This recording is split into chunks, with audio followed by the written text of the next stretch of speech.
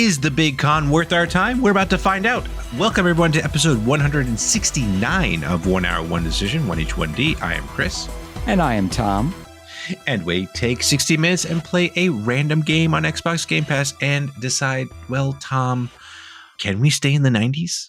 Man, I would love to have done that, but that was 30 years ago. It's so shocking to hear that the 90s is 30 years ago at this point. That's insane. Insane. What else is insane is we're going to be talking about this game, The Big Con by Mighty Yell Studios. This game came out in August of 2021 on Windows, Xbox One, Xbox Series S and X. And then came out in June of 2022 on the Switch. And then PS4 and PS5 got it in August of 2023. So that's interesting. I played this on the PC. It was a measly 682.26 megabytes. Tom, what about you? So it's very interesting, Chris.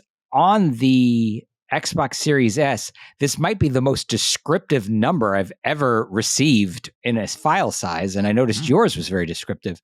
I have 1001.28 megabytes. Wow. Which is a very strange. Normally, it's giving me 3 digits if I'm lucky. Now I've got 4 digits, a period, and 2 after. It's crazy. Yeah. But still substantially larger than your PC version. Totally. That's very odd. But, that's how they do things here. But what kind of game is this? Oh, ho. Well, I have a third person, and then I thought better of it and put isometric adventure. Yeah. I put 2D move and click story-based adventure game. I say that because I was playing this with a controller and not with a mouse. So, and you can't, I don't even know if you can actually play this with a mouse, to be honest, because most of the UI is actually based around a controller. So, yes.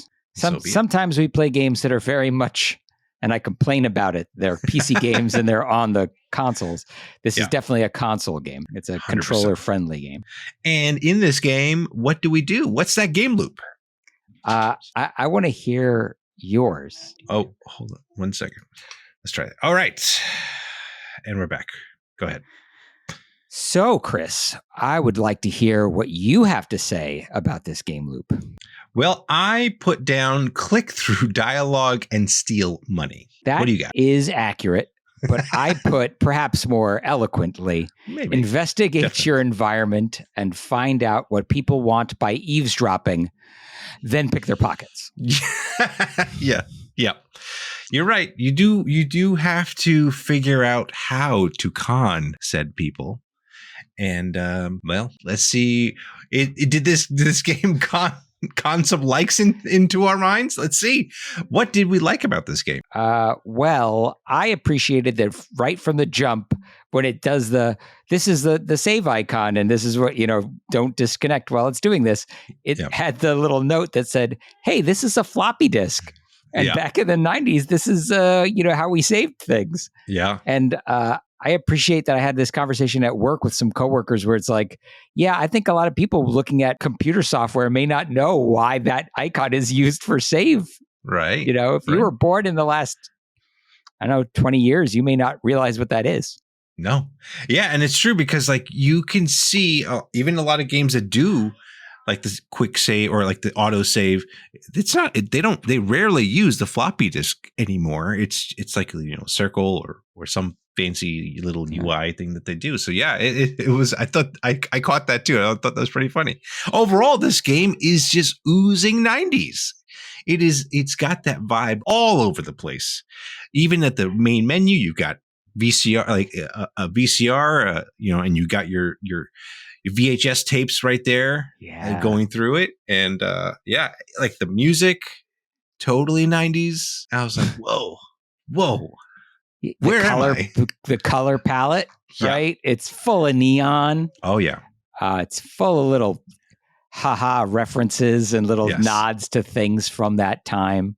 Yes. I mentioned it here that it gave me very much like Toe Jam and Earl vibes. The world, like navigating the world map, does that kind of isometric, and you just kind of like, I don't know, the characters have kind of a little bob and sway to them. That And funny enough, when I was streaming this, a lot of people said the same thing.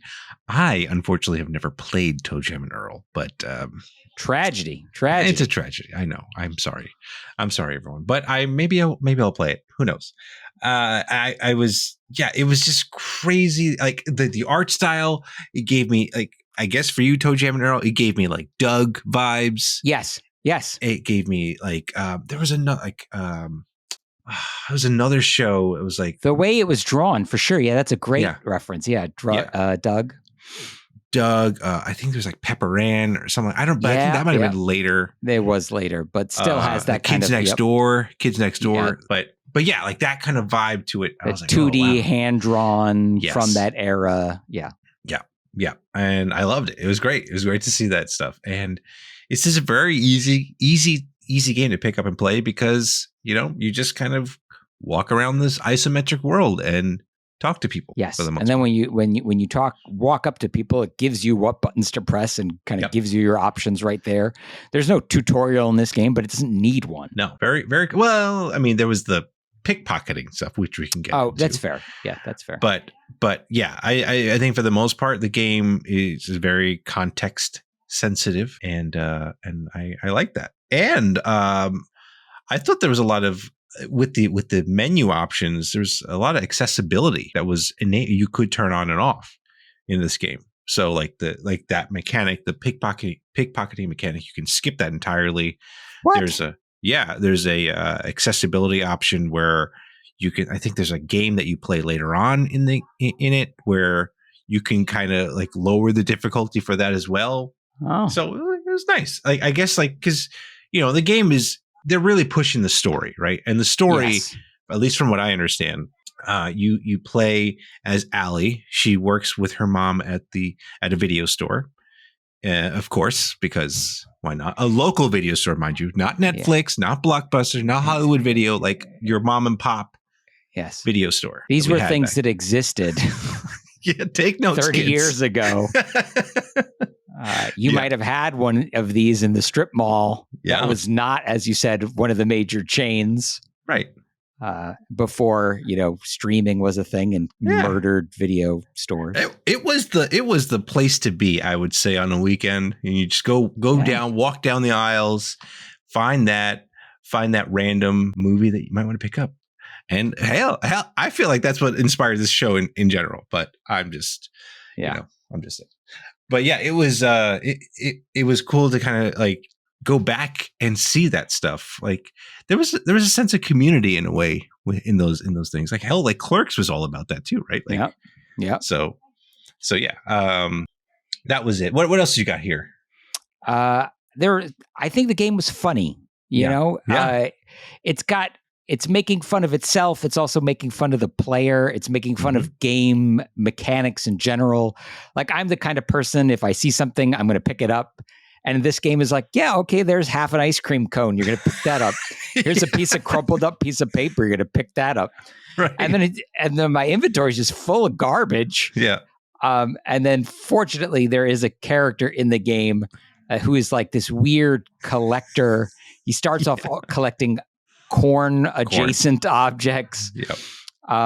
And he basically buys the hoard of garbage that you've got. So it's like, oh, thank goodness. And then when you transition to the new area, the game is like, okay, you're not holding on to any of this. Like anything you have in your any piece of garbage that you've picked up, we're just going to pay you for, and you're going to start fresh with an empty sack and the next level. And thank you, game, for that. Yeah, and a fanny pack, in fact. Yes. So you got that, which was found a way to do it time era appropriate. Yeah. And I also like the little nod from Husk Till Dawn.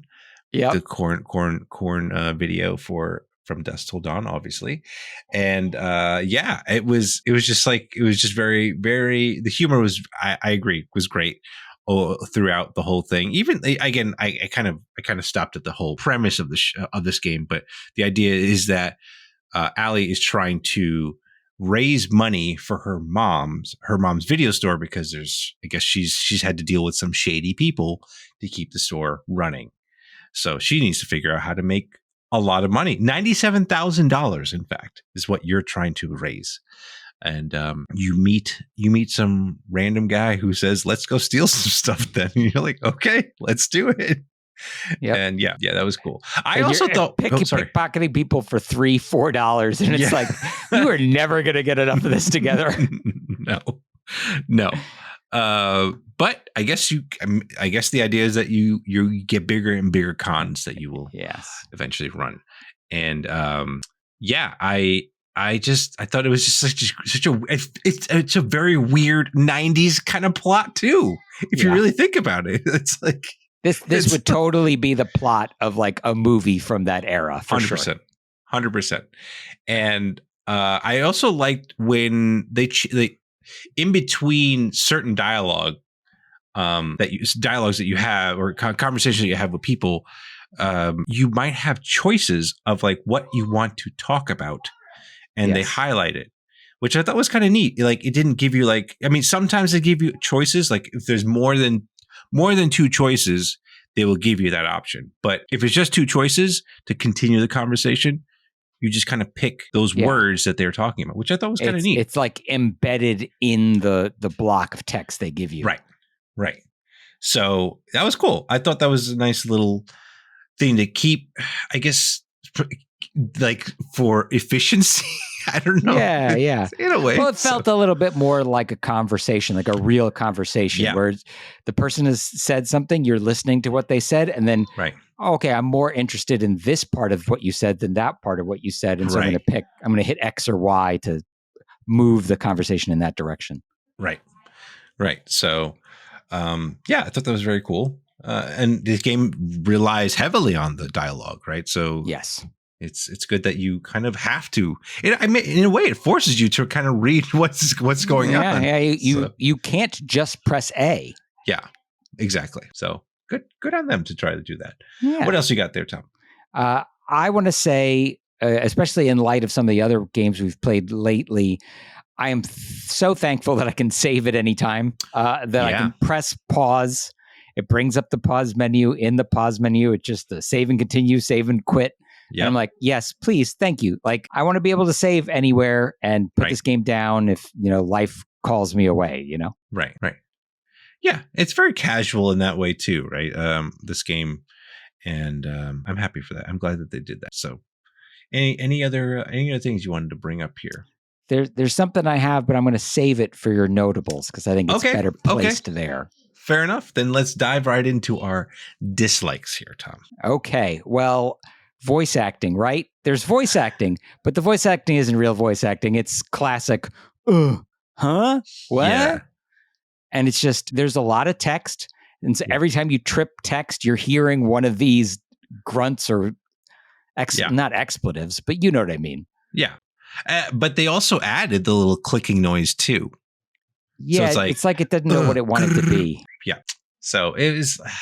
That was kind of disappointing because they clearly had people say or do stuff, because like some of them will say like, "Hey," or like I even think the trader guy, the guy that you sell stuff to, he says a couple of lines. Yeah, he does. He has like a couple like 2-3 word, little phrases. Yeah, I guess they just didn't want to pay for it, so it's fine.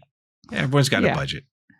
And listen, none of the stuff, none of the games from that era anyway had any voicing at all, voice acting at all. So true, yeah.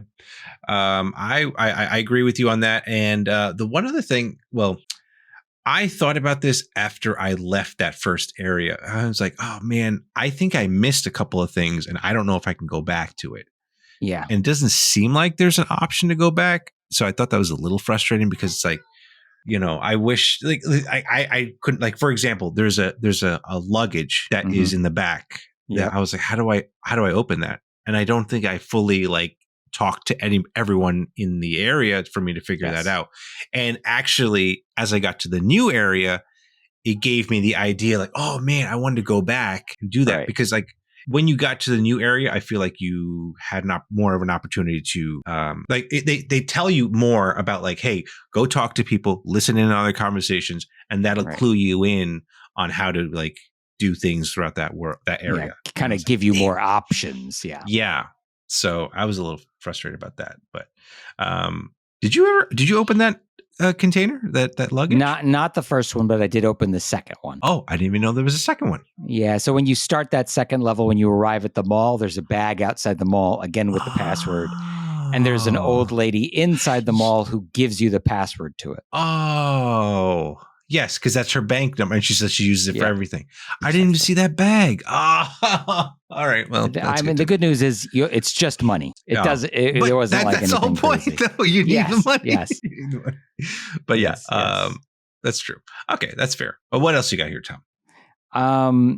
Some of the framing, I thought, because there is a lot of conversational stuff, like it's weird. It reminds me of like, it's just too close. You know what I mean? Like parts of people's bodies or faces and things are like cut off. And I'm just like, I don't know. It just felt weird to me. Yeah. It's which is weird because you figure it's all scripted. So they must have picked those shots on purpose, right? Right. It's different when you're playing a 3D open world game and it's like, okay, the camera got out of whack. No, this seems deliberate and I just don't get it. Yeah, I agree that I felt like sometimes the camera maybe didn't follow you properly. Even in the game world itself, like sometimes it just felt like it was a little laggy. But yeah, it was. I could see that being a little frustrating, especially when, like you said, this is dialogue heavily, and you just see like the bottom part of their face or something like that. That is kind of odd, weird. In the first area, you meet some odd characters, and one of them for me was this creepy sticker kid. Yeah. And he's like, I need these stickers. I'm like, well, I gave you some. He's like, no, I need more.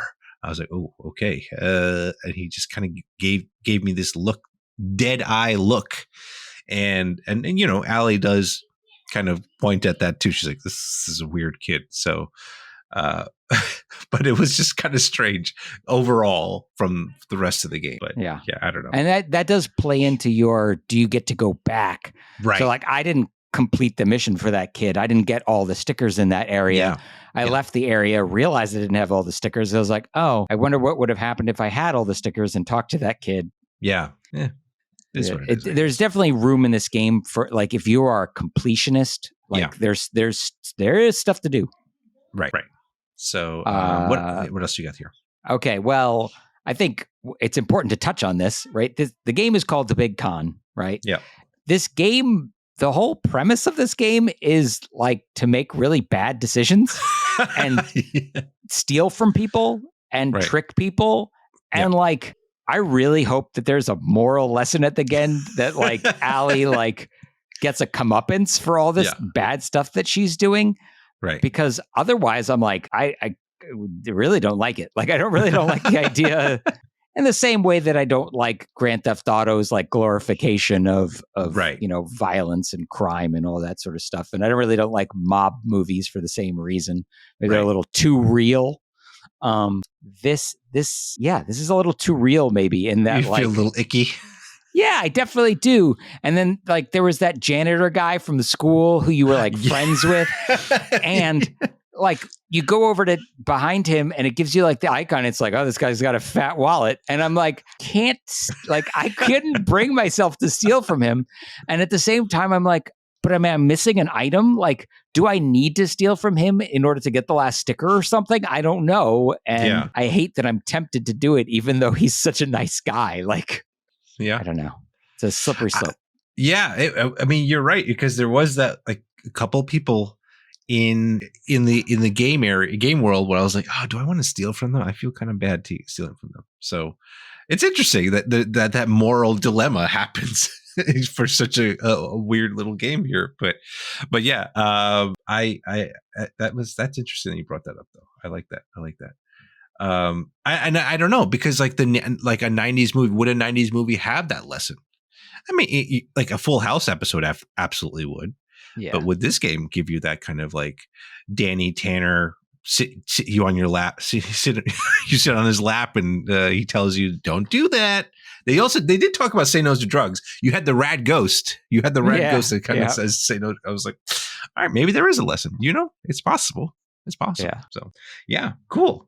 Well, I've got nothing else here. Shall we get to our other thoughts? Just real quickly, I didn't see a way to set the difficulty setting. It sounds like there is for certain mechanics. Okay. Yeah. I never really felt challenged playing this. I guess it's kind of a cozy game. It's not really supposed to challenge you. Right.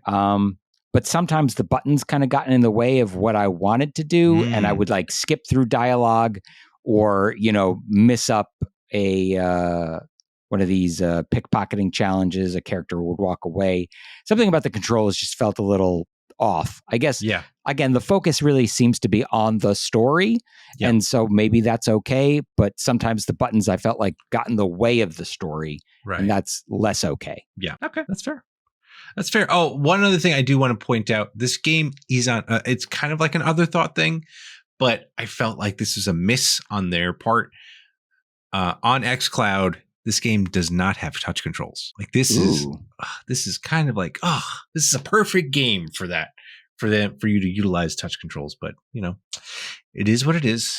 And maybe they'll come back and revisit it. Who knows? Yeah. But yeah.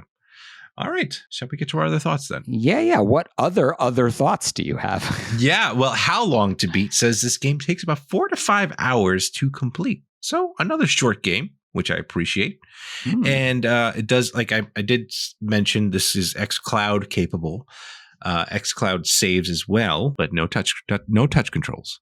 So you do need a controller if you want to play on your mobile device or whatnot. So, or if you have a Steam Deck, it works there just fine. But anyway, that's besides the point. That's what I got here. Tom, what about you? Okay, so this is a Mighty Yell's first game, right? Always good to look into that. Yeah. In fact, it was nominated for Best Indie Game and Best Score in the Canadian Game Awards. No big surprise, little hint there that they are a Canadian-based developer. Yeah. Based out of Toronto, Canada.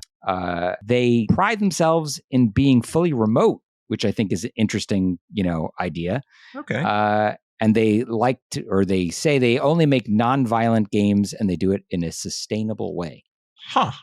What does that mean? So that is perhaps why they opted for stealing, because that's not violent. It's not violent.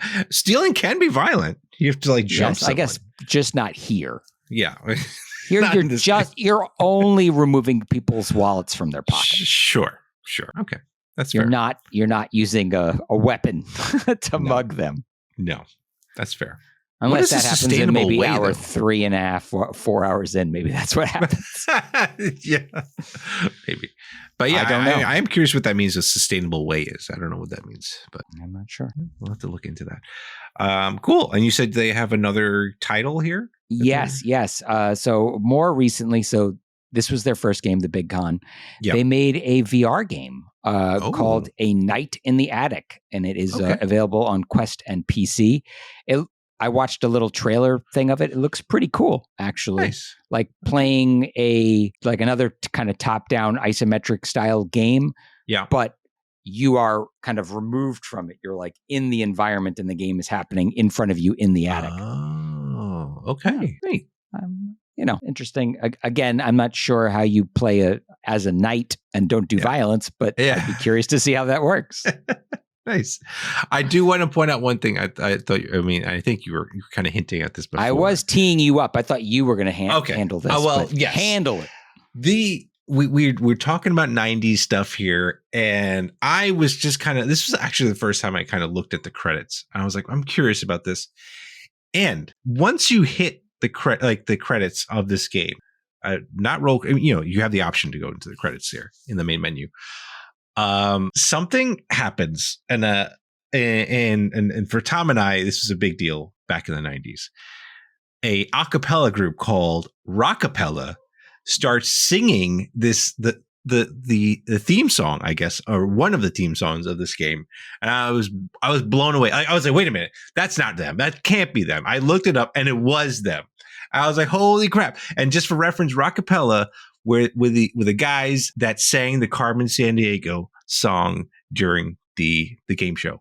And that was awesome. It was awesome to hear them again. I was like, no, like they're instantly recognizable if you've ever watched one of those episodes of the game show. And my class almost made it to go to one of those things, and they stopped doing it at that point. And I was so frustrated. So frustrated. It was such a great game show. You should check that out too. But anyway, that's what I would. Teaches you history, teaches you geography. It was a good show for kids. It's a good show. I mean, they have a Netflix show, but it's not the same. It's not the same as a game show.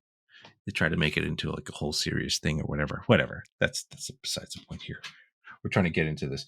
Anyway, so Tom, now we need to figure out, is this game staying on our respective hard drives, or are we throwing it into the ocean? I don't know.